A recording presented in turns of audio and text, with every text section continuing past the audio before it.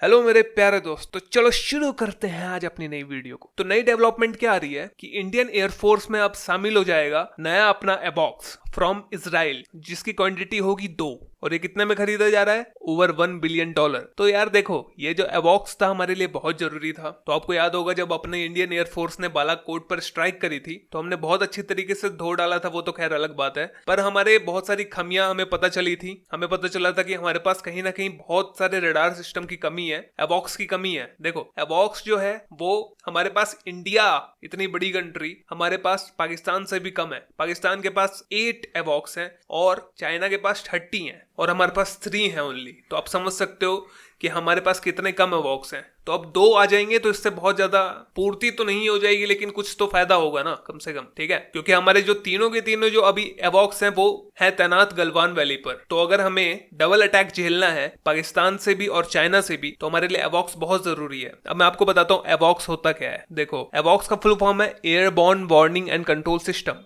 इसकी रेंज जो है भैया बहुत खतरनाक है, 400 किलोमीटर कुछ है, और इसकी स्पीड जो है वो 0.8 मैक होती है, अप्रॉक्स साउंड की स्पीड जितनी। और ये कम से कम एक बार पेट्रोल भर दोगे इसमें तो 6 घंटे चलता रहेगा, ठीक है।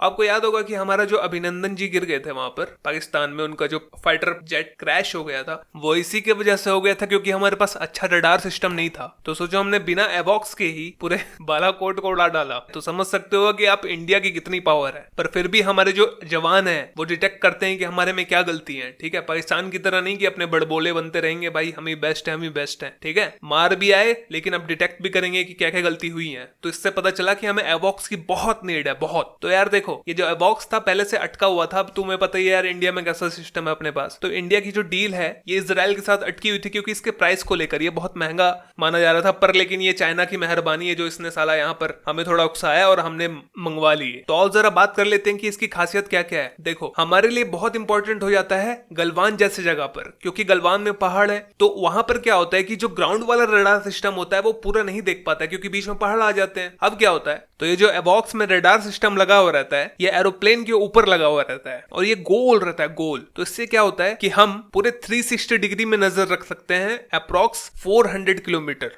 जिससे कि हम पहाड़ों के बीच में भी देख सकते हैं कि साला कोई छिपा तो नहीं हुआ है इधर उधर। और यह हमें ये भी डिटेक्ट करके बता देता है कि अगर कोई दूर से ही मिसाइल मार रहा है तो वो वहीं से बता देगा कि वहां से मिसाइल चल चुकी है। तो हम पहले से ही रेडी रहेंगे कि अब हमें क्या करना है। तो मेरे हिसाब से क्या करना चाहिए कि 2-3 एबॉक्स को घुसेड़ दो साला चाइना में, ठीक है, और पीछे से भेज दो फाइटर जेट। वो आगे से निगरानी करते रहेगा कोई है कि नहीं, है कि नहीं, है कि नहीं, और इधर से तूरते रहेगा। और मैं आपको एक और चीज बता दूं कि अपना इंडिया कम नहीं है, पर यहाँ क्या करें, यहाँ की सरकारें ऐसी हैं। क्या हुआ कि इंडिया भी अपना एबॉक्स सिस्टम बना रहा था विथ ओवर 5000 करोड़ का बजट था, जो कि पास भी हो गया था डिफेंस मिनिस्ट्री में, लेकिन आगे जाके सीसीएस में अटक गया। तो अब आप समझ सकते हो कि यार यहाँ पे लेट लतीफी बहुत होती है, नहीं तो डीआरडीओ कम नहीं है। तो मैं आपको बता दूं कि ये जो रडार सिस्टम बनने वाला था वो एक एयरबस के ऊपर बनने वाला था। एयरबस के ऊपर एक रडार सिस्टम लगा दिया जाता जो कि 360 डिग्री देख सकता था, ठीक है। लेकिन वो देखो कब पास होता है, बिल कब आता है, ये सब कुछ पता नहीं है अभी। आशा तो करते हैं भाई जल्दी से आ जाए और जल्दी से ये दोनों को उड़ाए भैया, काम खत्म करे। तो thank you guys, this is my video. Hope आपको अच्छा लगा होगा। तो लाइक करना, सब्सक्राइब करना, घंटे को दबा देना, भूल जाना, जो भी कर लेना कर लेना। Bye bye.